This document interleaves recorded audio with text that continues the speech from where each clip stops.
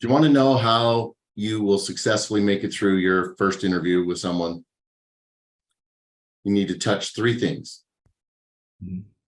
the heart, the mind, and the funny bone. That's kind of interesting, right? But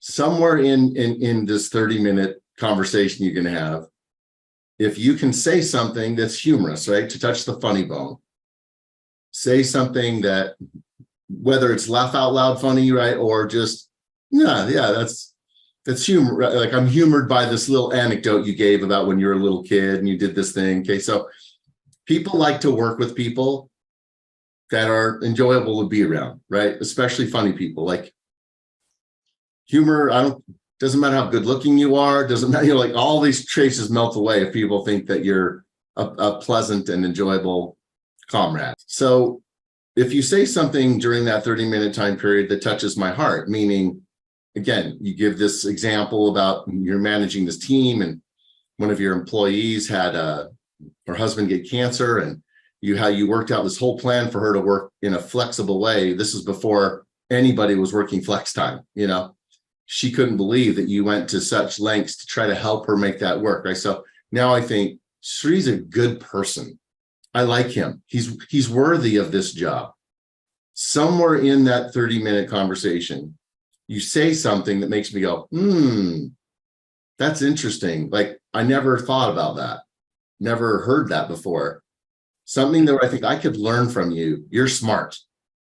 You'd be someone I would, be better because I'm working around. Like, you show real insight. And whenever somebody hears anything that they've never heard before, and you're the one that tells them about it, what you do is what I call imprint. You will forever be the person that they will remember that said that or told them about that thing. Did you ever go to Las Vegas? Yeah. There's a restaurant in the Palazzo or the Venetian, which are right next to each other, called the Grand Lux Cafe. They have a dish that's an appetizer, but it can be a meal, called Asian nachos. They're the greatest thing you'll ever eat in your life. Okay, like, crazy good. If you go online and you go look at like Yelp or anything for that restaurant, you'll see probably 50,000 reviews, and 1 out of 4 of them will talk about what am I eating? What is this thing that I'm eating here? I've come here 4 times in the last 2 days to get these Asian nachos, right? And people are obsessed with them. When you go to Vegas, you got to put a little marker down and go, okay, Rhett says I got to go to the Palazzo and get some Asian nachos. And then your friends will be like, Sri, man, you're awesome. How did you know about these? And then they'll remember that you took them there. But you will always remember when I get text messages all the time from people, a little picture. Guess where I am right now, Rhett? And they send it to me, okay? That's imprinting. Someone will never not be able to think of me when they go and eat Asian nachos if I was the one that introduced them to them, right? When you give them this idea about, I've always thought that good managing is, and they go, yeah, that's true. Like, that's really true. They remember that. They write that down. You've imprinted. And the more you can imprint with somebody, the more you can say something that never thought of, the more likely they are to pass you through. Now, here's what I'm saying. You can't put all 3 of them in the first answer usually, but you can usually give me something humorous or heartfelt and start with a childhood story that says, I was kind of born this way, So it's like, what's your job? It's operations. It's a process improvement. It's this. Look at the job description and say, okay, what does it look like they're looking for, right? What I see 3 times they mention this quality, right? What they want. Solving problems with different groups because they're having a hard time getting along. Creative problem solving. So if you can have your opening story be about your childhood and how when you were 6 years old, your parents would always be like, where is he? You're always like talking to people in the store. You'd wander away, or you set up your own little lawn mowing service because you're just entrepreneurial because your dad told you that he wasn't going to buy that bicycle for you. So you just figured out a way to get it yourself. What do you want me to know about you where I go, wow, you've just always had that. You're always really good with numbers. So something that's anecdotal and enjoyable and pleasant and makes me see you as a kid so that my mind wanders back to when I was that age. And I think, I can really relate to this. I like this guy. You're a Polaroid picture now developing right in front of me. And I get a better sense of who you are as a human being. If you just start out with, well, I worked at XYZ, and there's like, yeah, I know, I've seen your resume. But I say, like, tell me about yourself. So it's like, I want you to become a real person now. Because the minute you end this tell me about yourself, I'm now set to either like you and I'm rooting for you and I'm kind of helping you along through the interview because I want to see you go to the next round, or I don't care about you. I don't not like you or whatever, but it's just like we haven't really connected on a human level yet. And so if you can hook them right away with a little anecdote from your childhood. And so that's why I decided to go to college and get this degree.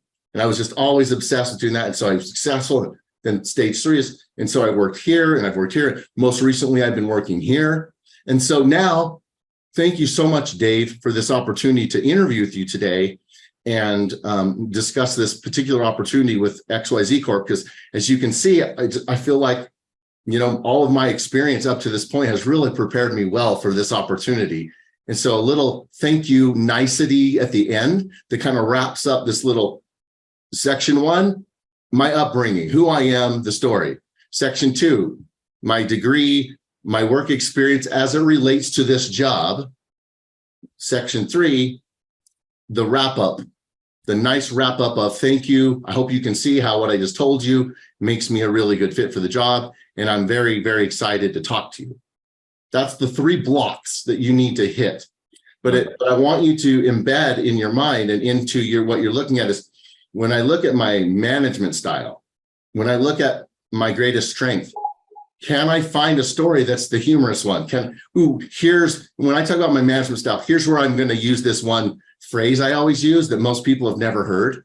And so when I say it, right, and because it typifies what my management style is. And it's something Warren Buffett said, and no one, you know, most people have never heard it. So they go, oh, wow, that's brilliant. Okay, that's where I'm going for the mind. And then this is probably where a story, maybe early, the first story you tell about your childhood is where your mom got cancer and died when you were like 11, you know, and I'd be like, oh, you know what I mean? And so, but that really taught me all these incredible lessons about self-sufficiency. And, you know, it's been driving me to be successful because my mom always told me I can do whatever I want in life. You know, like I really believed her. And so it's like, wow, you know, now I'm really feeling connected to you on the emotional level. So where can you touch my heart? Where can you touch my mind? Where can you touch my funny bone?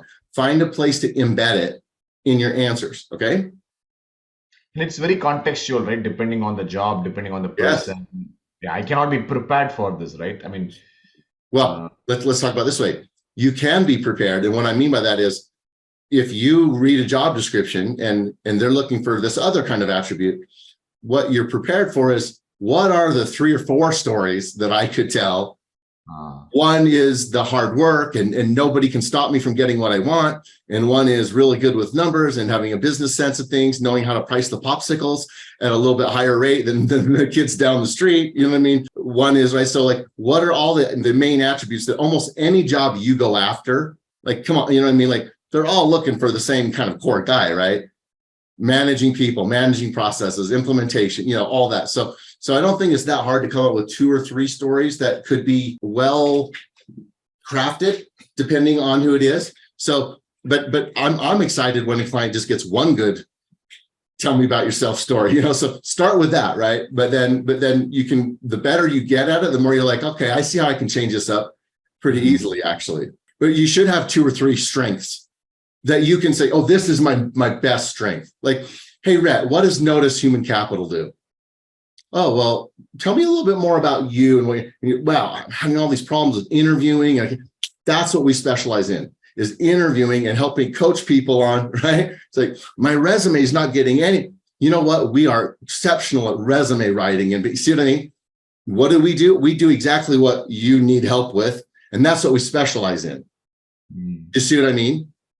Because it's true, but more than that, for you, you can be exactly what it is. So when they say they're looking for these key things, most likely you have those traits or you wouldn't even be going after the job. So I don't think it's that. It's really just defining like which story out of these different ones is my example. Okay, I want to set the stage with that. So that's how you answer the first question.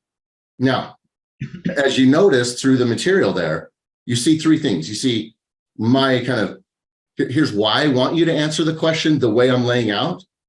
Here's what it is. Like, so there's step one, or the comp. There's 4 steps. Tell me about yourself. I want you to picture 3 blocks in your head. You see what I mean? I need you to see this in an analytical way to go, yep, I know exactly where I'm going, because we've talked about, okay, I've got to go 1, 2, and then pause and do. It's just like an actor learning the role. Okay, so the second part is I actually put a perfect story in there, an example to model after, right? And so I need you to be able to go, okay, Rhett says I need to first talk about this. Okay, yep, I did that in this first paragraph. And then I'm supposed to do that. Like, you need to show me where in what you wrote, you brought over the instructions that I gave you and you embedded them. Now, you may not be perfect at it, and it might not, but like you show, I see that you know that you're supposed to, do this, and it needs to be like really short answer, or it needs to be like, make sure you kind of draw a line, not literally, but in your mind, you can see the line where you said, I took into account what Rhett said there, and it shows up. And then we can work on crafting it, but at least you got the main reasons and the gist and the why behind it in there. When they say, tell me about your management style, they're picturing you as a manager. They know their employees. And the way you're describing yourself, literally your energy level, if you're just kind of monotonous and monotone and all that, they're thinking, yeah, I think our team would think he's kind of boring, Yeah. Like that's what they're picturing. And so the way you talk about your management style, the energy you use, the happiness, kind of the joyful way you describe it is so critical, because they're literally picturing themselves in front of you as if you were giving some Monday morning meeting, and they're picturing themselves, especially HR. Okay, she's walking down. They've hired you, right? She's walking down the hall, and she comes around the corner. Here's the cubicles of people, right? And they've all heard that you got hired, and so she makes eye contact with Tony, right? And Tony's going, seriously, that guy, or. Right? Nice job. I love that guy's awesome, right? She feels pressure because she's the gatekeeper. She let you in, right? You foisted Sri on us, and he's our leader now, right? And so it's like everything in her ability to do her job is resting on how well you represent her.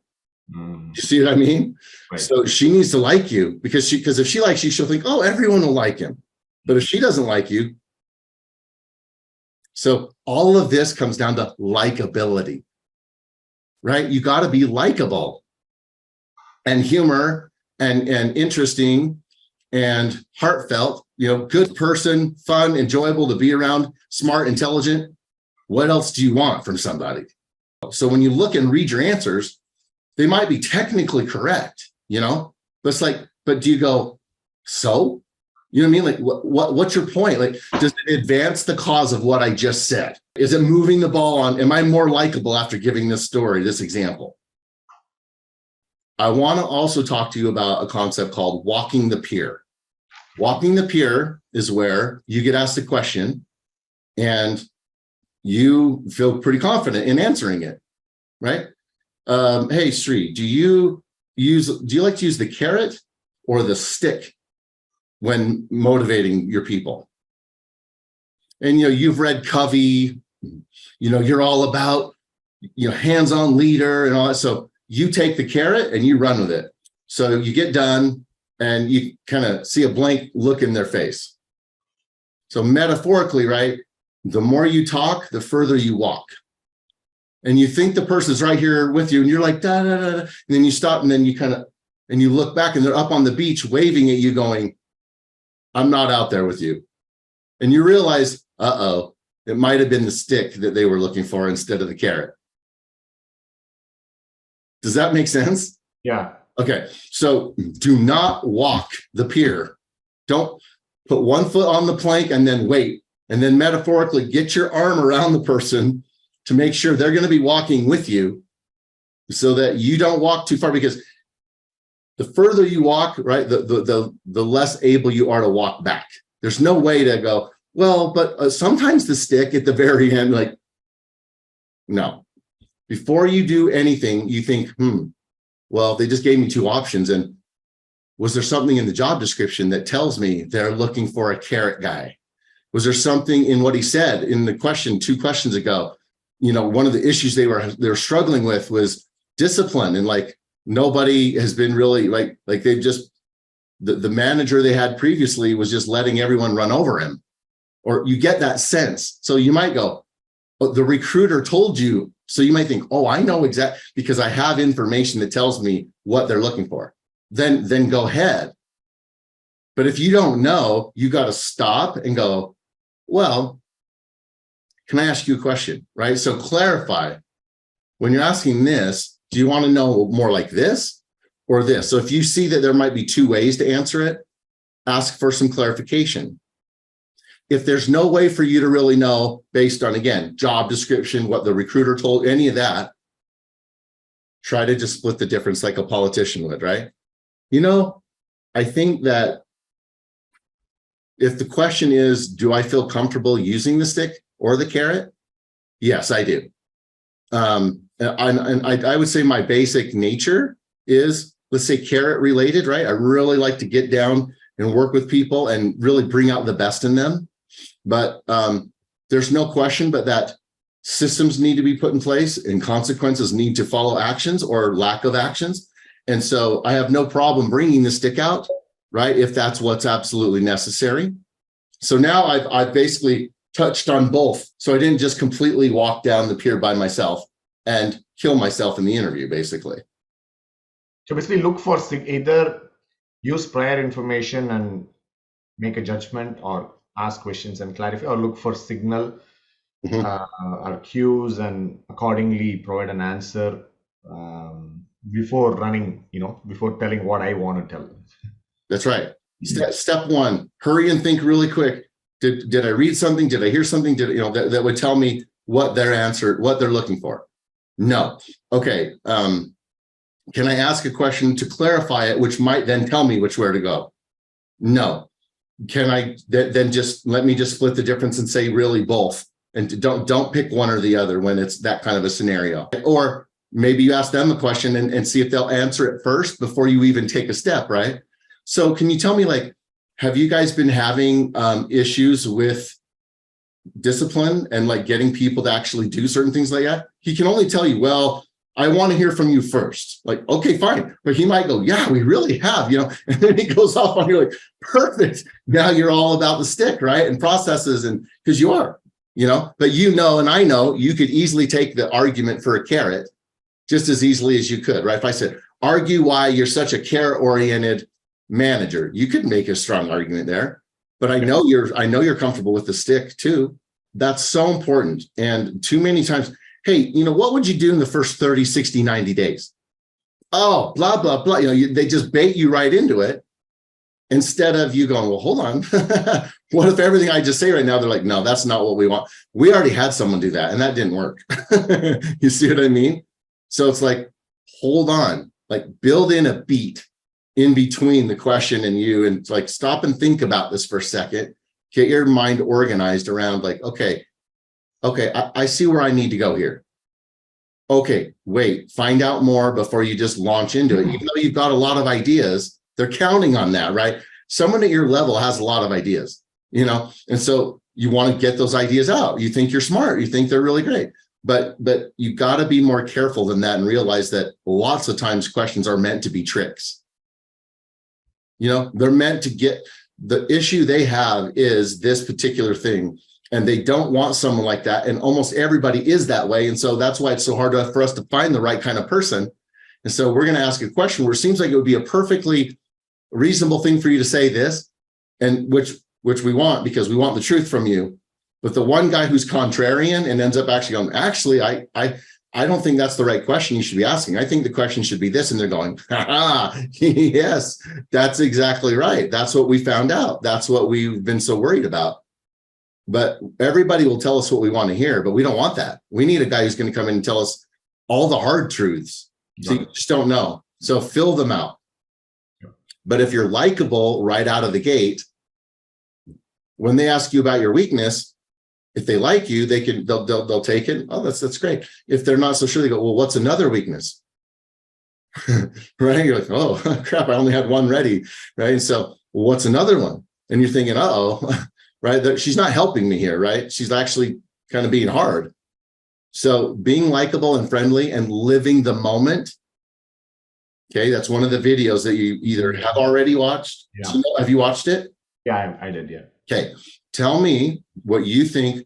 What does live the moment mean based on what I said it means? It's basically look for what the other person wants, right? What are they actually looking for in a question? So understanding that and responding is what I think is living the moment. Good. That's so there's two steps, right? Two stages. Living in the moment is being present, not distracted, being focused, all that. But the step above that is live the moment, which is right now, I want to act in a way that is the best that it could be for the other person. Mm. So you're forgetting all about, oh, what do I need to say? And am I coming across the right? Forget about you. Think about me. People like to talk about themselves.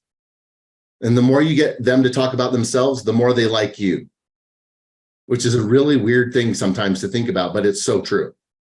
When somebody tells me, man, Rhett, I mean, we talked for like an hour, but I probably only talked for like 10 minutes. They talked for like 50. I go, oh, that's great. That's a good interview then. And they're like, really? I go, yeah. If the other person's talking that much, that means they feel comfortable around you. And in some way in their mind, they would be asking a bunch of all these other questions if they were really concerned. But that shows comfort, and that's huge. Let's talk about one of the more difficult ones we'll jump down is weakness. Tell me your weakness. Make sure it's not a weakness that's material to the job. And I talk about that, right? The accountant can't say, well, I'm not very detail oriented, right? The salesman can't say, I don't like people very much, right? Like those would be really bad ones. But you also can't say, sometimes I work too hard. They're going to go, oh, really? You know what I mean? So it can't be a pretend weakness, I care too much. It's like real one. And then what you do is you say, okay, here's what it is. Sometimes I'm going to give an example, right? I would say, and by the way, pause, they go, what's one of your weaknesses? One of my, okay, if you're that aware of it, that's not usually a good sign. I mean, you need to kind of struggle a little bit to find one because you don't have very many weaknesses. So it's like, yeah, that's a good question. Even though you know exactly what you're about to say, you look at the corner of the room, let me try and think. I think, yeah. So one of the things that I've learned about myself, and especially early on in my career, was I had a hard time delegating to people. And then you give the story about how you grew up and your parents were telling you, hey, if you want to achieve, no one's going to help you. You got to do it all by yourself, And so that served me well in school. It served me well all the way up. And then suddenly when I became a manager and my job was to get all these other individual contributors to do the job, well, I was kind of like a ball hog, in basketball, right? I wouldn't pass the ball because I was going to be evaluated by how successful we were. And I knew if I was doing it, it was going to be fine. But all the other teammates, so my boss came to me early on in my career and he's like, hey, you're not really fostering the kind of camaraderie and the team orientedness that we want. And at first I was like, really? I didn't see it. And so once he kind of explained to me what was happening and like, why aren't you delegating? Like that should already be delegated over to Todd. And you're like, yeah, you're right. So I had to really think about that, why that was. Okay. Now, then here's the thing, a book I read, right? Something my manager said, or a new process we set up that freed me up to feel comfortable, start doing delegating, right? And to learn the value of being able to give that to someone else and trust that they'll do it. Okay, so I need the hack, right? I need the life hack. I need here's the issue. It was brought to my attention. I received it well from him. I was like, thank you so much for, pointing this out to me. I went immediately to work on resolving that because I saw I needed to improve on that. So, and then the third step is, and so now today I'm actually, pretty good I have a good handle on delegating and empowering others. And, I appreciate that a lot more than I did early on. You're telling him basically like, it's still my normal way is I like to shoot the ball, but I know when to pass, right? I know how to get everybody else involved to win championships instead of just being the scoring leader in the league. Does this make sense? Are these analogies okay for you? Yeah, absolutely. Okay. And so go back and tell me what it is. And early on, it was pointed out to you. So you figured out a way to work on that. So now today, because you've worked on it, you've got it in check. Now, if you look at the rest of my instructions in the weakness, I give 2 little kind of bonus points, if you will, depending on if you feel like you can go there, that are just winners. And here's what they are. So picture what we're talking about, okay? And remember, you're going to be the VP of operations or the COO, okay? So remember I said touch their mind. So you say, just interestingly, as I think back, to that time, and I thought about that over the years, and I realized a couple of things actually. One is how important it is to treat the person who's giving you the feedback. In this case, it was my boss, to treat them like they're doing you this big favor. Yeah. Most of us get defensive. It's hard to hear negative things about ourselves, and we want to deflect it. But to actually treat the person like they're doing you this great service, even if they're rude about it, right? If you can frame it that way, what will happen? What will happen is the person is much more likely to do it again, which is what you want. You do not want to create an environment where people are afraid to tell you the truth, because that will end up hurting you big time in the end. You want to be working within the world of truth, knowing that the reality that you're looking at is reality and not fake, because people are afraid you'll fire them if they tell you the truth, or there might be some negative consequence there. The second thing is how important it is to be self-aware and emotionally intelligent. So I realized that, I wish I would have been able to see that about myself without my boss even needing to talk to me about it. So I've always thought, what's my responsibility now to always try to evaluate myself, and where I see that I'm weak, where I see I need to improve on something, I immediately try to take steps for myself to immediately address it and improve in that, so that hopefully no one ever has to come and talk to me about this blind spot that I have that they would like me to work on. And you use the word emotional intelligence and you use the word self-awareness, and that's just, people love that. And it's the perfect way to cap off your weakness by these 2 very powerful leadership qualities of treating the giver of the feedback like they're your best friend and you appreciate them more than anything.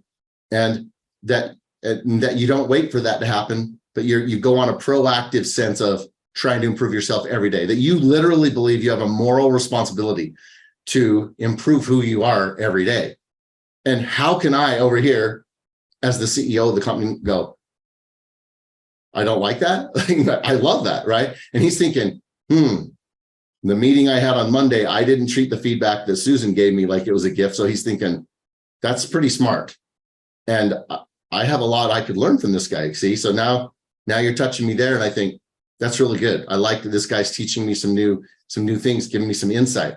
And who doesn't want an emotionally intelligent manager today who's taking time to reflect on these things and knows how to put them in practice?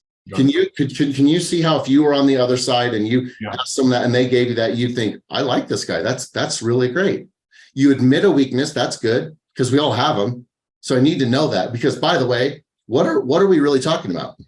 He doesn't really care about that question. He wants to know, I want to know what happens if I come to you with a weakness and I want you to improve on something. What's that going to look like?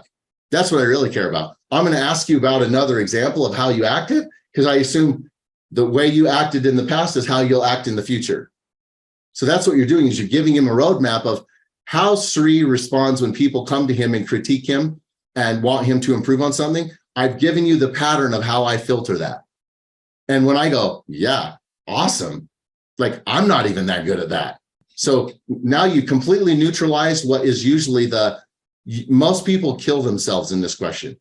Pretend like every question is like 5 points. You nailed it. 5. You did a good job. 3, like a 0 is like, it was fine, but you didn't really score any points, This is one where most people lose a couple of points. So imagine okay, they give a good answer, you give, so it's 5 to 5, 10 to 10, 12 to 13, right? All of a sudden you give a 5 on the weakness question, where most people would be thrilled to get a 2. They get a -2, it's over. They'll never catch up with you because of how you crushed the weakness question. That's usually the one that people get like totally taken out with. So you do the 3, but if you can add on the 2 at the end, right, about self-awareness and feedback, if you have time and you feel like you can add those in, go for it. Because like I said, it'll create, so you'll go from a 3 to a 5 if you can, but not if you already took a long time to tell. Like, don't bring those in if you feel like he's in a hurry and he wants to really work through questions, right? Then don't do that. But if you're like, it's very conversational and you're really getting along and you seem to really like some of the other things you kind of went off on a little bit earlier, like, tell me more about that. You can tell he's really interested in this kind of conversation you guys are having. If you think this guy would like that, he'd like to hear about how I treat feedback and all that, then totally roll that out. Have that in your back pocket, ready to go to accelerate the gap between you and everybody else. Compensation, lock it in. Don't ever deviate from this, okay? 2 ways to ask you about it. And remember, you don't need to write this down, like it's recording. So you can just kind of live the moment right now. There's only 2 ways to ask you. What are you looking to make? And what are you making? Or what did you make? There's only 2 ways. So if they ask the first, it's just 1, 2, 3, 4, okay? 1, money is important to me, but at this stage of my career, it's not the main driver. 2, what is important to me is 3, so therefore I'm flexible and negotiable. 4, what are you guys thinking of paying for the position? That's the standard. I want you to do that. 50% of the time, they'll actually tell you the range. And you're really glad you didn't tell them, oh, well, I mean, I'm currently no, they didn't. Like, don't give them the number if they weren't smart enough to ask you, what are you making? See, you want whoever speaks first loses. So don't be the one that gives them the number. So I just taught you how to answer the question, but you didn't really answer the question. And you're hoping they're going to set it. Because think in your mind, if you were going to say, well, I'm about 250 base right now, and but they're going to pay 330. Well, they're thinking, oh, sweet, right? But if you get them to put that up, you're like, yeah, I mean, that sounds like the ballpark. Inside you're going, yes, right? You're so glad you didn't say your number because of how much money you would have left on the table. See? Now, if they ask, start all over. So how much money are you currently making? You tell them, my base is this, plus bonus. Like, don't go off on, plus full body massage every week, access to the company jet. Like, don't go off on all that, right? Especially if you don't know, like, they're going to pay a lot more than you're making. When you don't know, you just say, here's my base, plus bonuses and whatever, right? But just generic. Then you say, but I assume you're asking me because you want to know, what do I need to make for this position, right? And they'll go, yeah, exactly. And you go, okay, 1, 2, 3, 4. So what do you do when I say, how much money are you looking to make? The 4 frameworks say that I'm at this stage of my career. This is what I'm looking at. And second is, wait, hold on. What does that mean? No, hold on. This is what, in terms of like, this is, I want to manage. Oh, well, hold on. Remember, first establish the money's not the main driver. Money, yeah. Then number 2 would be more of that. Okay, good. What I'm looking, in the next part of my career. Third is, tell them that I'm flexible, negotiable. Yes. Ask them what you are looking to. Yes. Don't deviate from that. Okay. Don't go 1, 2, 4 and skip 3. Right? Like, every one of them is super important in listening to the safe, and cracking the safe and getting the door to open. You have to hit all 4 just the right way to get them to do it, because If you don't, if you go from 1 to 4 or 2 to, right, what happens is they immediately, their radar detector goes off and goes, oh, he's dodging the question. And you don't want that. You want to lull them to sleep. La, la, la, la, la, la, right? And they give you exactly what you're looking for. So you have to do the 4 because it lulls them into that. It's the Jedi mind trick, okay? Yeah. But remember, you do give them the base if they ask specifically, what are you making? So you don't go, well, let's talk about that at a more appropriate time. And they're thinking, this is the time I'm the one that, that can really turn someone off and make them kind of mad. Like, what are you saying? I don't know how to do my job. They don't like you to avoid that. But the key is there again, you're asking me because you want to know, what do I need to make? Right. So here's the thing, establish that money isn't your primary driver, that these other aspects are. Okay, now, does that make sense? Now listen, here's super important, okay? Remember how we were talking earlier about, you're saying like, I got to be flexible, right? On some of these, I got to be able to have a different answer depending. Okay, similarly, when you go to number 2, so I picture these as little cylinders, okay?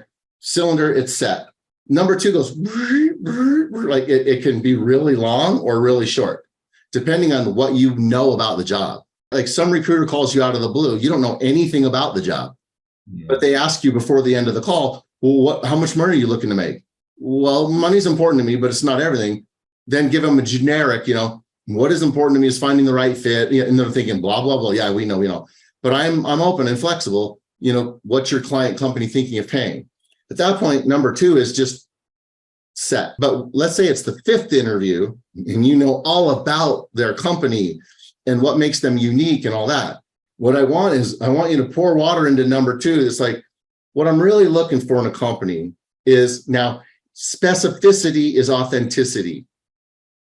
So the more specific I am, but I pretend like what I'm saying is the generic overlay that I use for the job. Every interview I go into, I look for only this: technological superiority, quality of product, a market leader, great culture. It's like, those are unique things to them. But you say it as if this is what I'm looking for. Then when you get done listing those out in number 2, you say, and I got to be honest, Todd, like I see a lot of that with your company. There's a lot to like there, right? So many of the key core values that I'm looking for are found here. So number 3 and number 4. You see what I mean? So the more you can talk about what you're looking for in this grander sphere, I'm going, well, that's us. We're the only ones that are doing this and this and this. But you make it seem like you wouldn't take a job unless a company didn't have this. But you're in safe ground because you know that they do. It makes it feel like, man, we were destined to work together, because what you just pointed out, like there's hardly anyone out there that does that. And you said that's like more important than money. See what I mean? Yeah. That feeling of destiny that you can create, right? Where they go, yeah, money's important to me, Dave. It is. But I got to tell you right now, what's really important to me at this stage, because I'm in the prime of my career. And so what's super important to me is, and I know exactly where I'm going, because I know exactly what the hot buttons are with this company, right? This, and it's got to have a culture that really believes in this. And they're going, yeah, and this and this. And then you stop to think like, oh my gosh, that's you guys. So look, because of that, I'm flexible and negotiable. Can you maybe tell me a little more about what your company's kind of thinking? So that's how this needs to go. Tell me about yourself.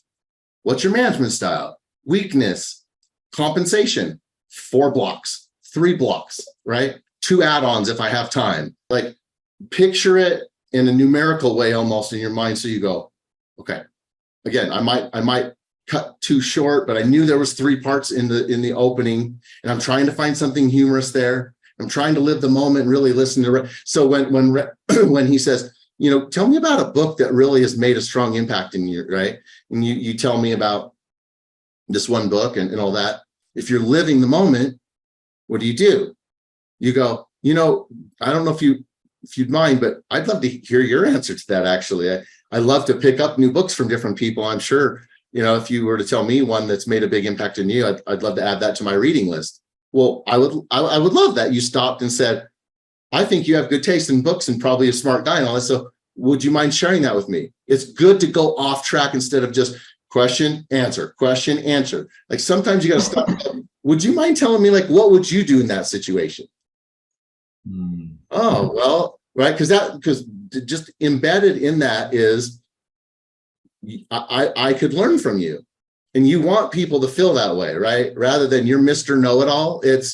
I'd love to get your thoughts on something. That's great. That's the vibe you want. That might even touch my heart. Like, gosh, no one's asked my opinion in a long time.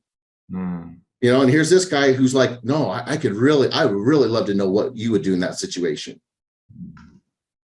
So you're looking for ways to give me compliments. Oh, that's really interesting, right? Yeah, I heard that before when I read the book, but I didn't actually understand it the way you just said it. So I appreciate you saying that. That's actually that's a great point. Well, how do you think I feel when you say that? I'd be like, yeah. Or, oh, wait, hold on. Say that again. To do, oh, yeah, I see what you mean. Yeah, that's great. Yeah, so that's like a company, like, yep, it's right it's above the door in the shop room, in the manufacturing, whatever. It's like, so that's like a thing for your company. Man, I love that. I love that. Have you ever seen them running out at Notre Dame? They slap the thing above the door as they're running out onto the football field, play like a champion, right? There's these axioms, there's these things out there that become like, this is who we are. And so when someone's talking about that, again, you can point out whatever I'm saying, I'm your boss, right? And I'm interviewing you. Anytime you can give me a compliment about something I said or a comment on something I said, engage and talk. Turn it into a conversation rather than just question and answer and question and answer. That's living the moment, observing things, a picture on the wall, a watch that someone has, right? Whatever it is, like I'm trying to look at all the things around me and I'm living the moment in a way that I'm not distracted by things, so that right when you say something, my natural reaction is real and genuine, because right when you said it and I thought, oh, wow, that's profound, actually. I can have a real reaction to it rather than me waiting for you to stop talking to get my next thing in that I pre-planned. That kills it. Tell me what you think right now. What's in your mind right now that you could give me feedback on about all the things I've been talking about? What's really resonating with you? So I think I've been looking at interviews more as situation where you just respond to questions. You're focused on the question, not the person, not the character, things around them, not looking at the bigger picture. You want to impress the person with a good answer. I don't think that's the requirement, right? As you clearly said, living the moment means understand what the person is, understand the personality, character, why they're asking a question, make it conversational, and build a personality, right? Show them who I am, Yes. know my responses. It's not about answering a question. This is not a test. It's about showing me as a personality to what I can be for them, for their Yes. team, for their company. Take a step back and look at the bigger picture is what it's a new perspective I'm getting now. The perspective that you just described directly relates to risk reduction. That's it. I get you, because I pictured you in your little lawn mowing service when you're 7. Like, I know you. One of my best friends was just like you. He was always doing things like, so I already feel like you're that friend, right? I'm associating with it. We imprinted of Asian nachos early on in the conversation when I told you I'm actually interviewing you for my hotel room in Las Vegas. And you're like, you're in Las Vegas? What hotel are you in? Right? Like, if you had a breakaway moment where you dropped the Asian nachos bomb on somebody, right? And you're like, before you leave, you have to go to this, right? You don't think you're going through to the next round? You see what I mean? Like, for sure you are. For sure you are. And so that's what I mean. If you're living the moment, right? Wait, you're in Las Vegas? Or, oh, what city are you in? Yeah, I was there last year. We were over in oh yeah, Like that's way more. If you can get off on tangents in a good way where you're both enjoying, they just traveled through Europe and then you had before. So you're wondering that you're matching up places they went and all that, but you're letting them kind of drive it and you're just putting in like, oh yeah, that's so great. Oh, I love that. If you're allowing that to happen, that's all this is I need to know you. And I either feel like I still know you about the same because your answers were safe and sterile and fine. But the safe and sterile and fine is not a strong enough competitive advantage. You've got to take out your competition by getting those 5 pointers when they're only getting 2 or 0 or -2. You got to just go for it. And so risk reduction is the big, balloon above all of this, which is how do I, as a human being, reduce the risk that this person feels in passing me through to the next round where they feel a certain amount. And your job is to deflate this big balloon that is pressure to hire you and uncertainty, the insecurity I have and the pressure I feel to make a good decision. Because man, hiring you, like we could hire the wrong sales guy and replace him, right? We can hire, there's a lot of jobs you're like, yeah, that sucks and it's going to cost a little money, but let's get a different person here. But mishiring you for the job you're looking for, that most companies can't, like they wouldn't survive that. You know what I mean? Depending on how off you are. And so if you understand on a human level, that's really what it is. They're not going to ask you usually, if they've seen your resume, I always assume most of the technical aspects of like, is he competent? Like, could he do the job is already pretty much, yeah. Now it's what's his personality? Who is this guy? And when I meet with him every Monday, because he's going to report to me, will I be glad to see his face when he comes walking in? Or will I be thinking, this guy kind of, I don't know, like you need them to like you. That's the key to this whole thing. That reduces risk. And so everything I'm talking about is the way you directly bleed the air out of that balloon of risk until it's just a shriveled little balloon with no air left in it. And they're like, obviously, he's the one we need to hire.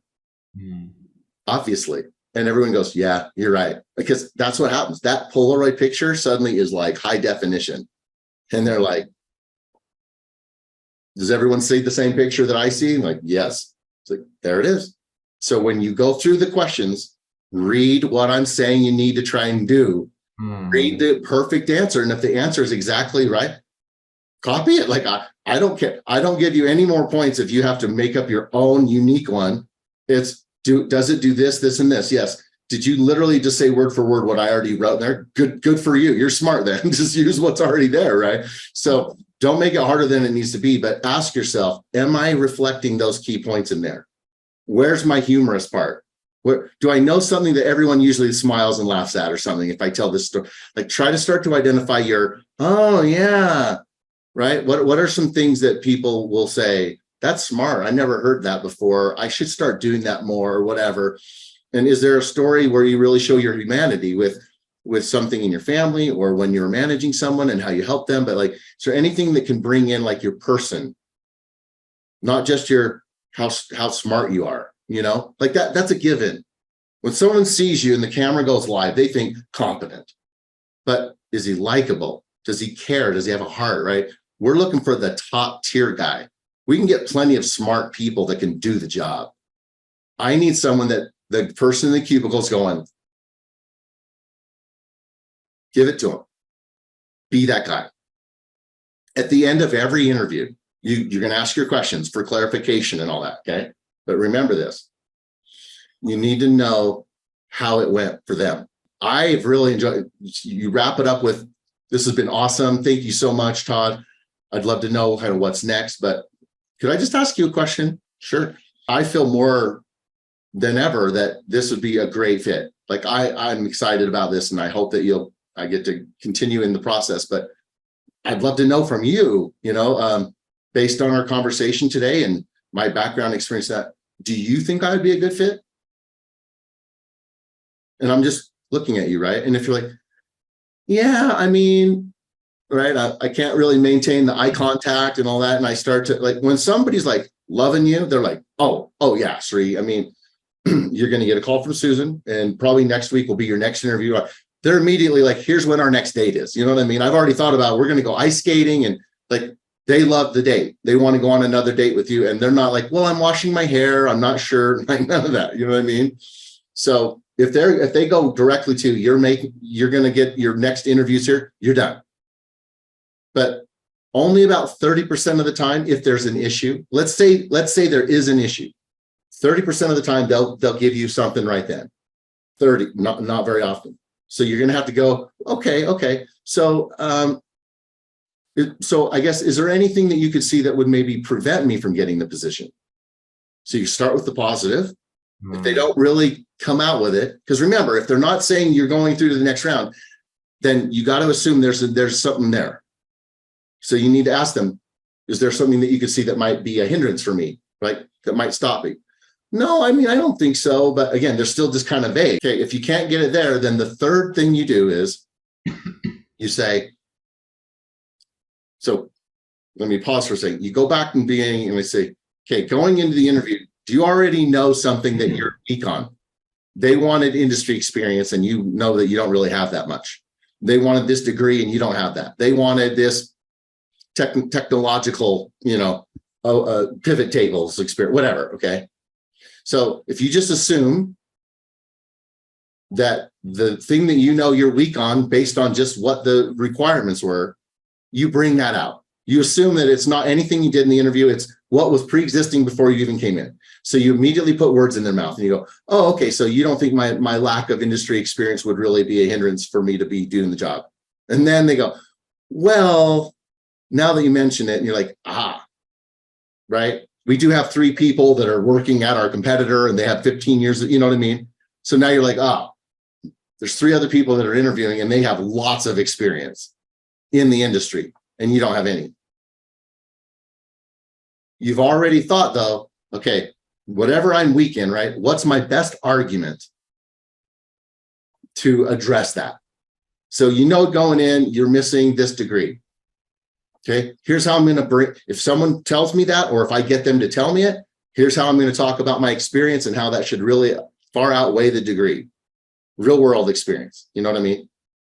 If it's this, then this is my strongest argument, and I can help you. We can talk about, like, Rhett, the one thing I'm worried about is they say they want a lot of this, and I've really haven't worked as much with private equity companies, or haven't worked with unions and doing union negotiations, So I say, okay, let's talk about, the pros and cons of that, right? But we'll know that if you can give them this answer, if you had any chance to convince them of it, that answer would be the thing that would do it. So then, okay, at least you gave yourself a chance to address it before you leave. Because you'll never have another chance. Yeah. And you don't know how many times there's a misnomer. Someone thinks something about you that isn't true, or you didn't really say that, but they thought it, or they didn't see it on your resume. It's so good to clarify and go through the 1, 2, 3. Do you think I'd be a good fit? Is there anything that you could see that would prevent me from getting the position? So you don't think that my lack of would be a problem. You're going to smoke them out basically with one of those 3 they'll come clean on, unless they're already telling you you're going through. Don't be afraid to drop the 1, 2, 3 on them at the end, because you have no chance. It's like a lawyer going to the jury the day before going, where's my case weak? And they go, I don't believe that your client was at home from 10:30 to 11. Okay, I was going to make the closing argument about this whole other thing. Now I know that's the part I'm going to need to use in my closing argument as the attorney tomorrow. I have to address that particular weakness, because all of them are thinking, yeah, that's the one part we don't believe. So if I'm going to get my client off, I need to convince them of that. Well, now I might not have a very good argument, but at least I know I'm not going to talk about anything else, because those are all fine. I have to convince them that my lack of industry experience is actually a really good thing. Yeah. Okay. Then you'll know, all right, if I could have done it, I would have gotten myself back into it. So I hope this is helpful.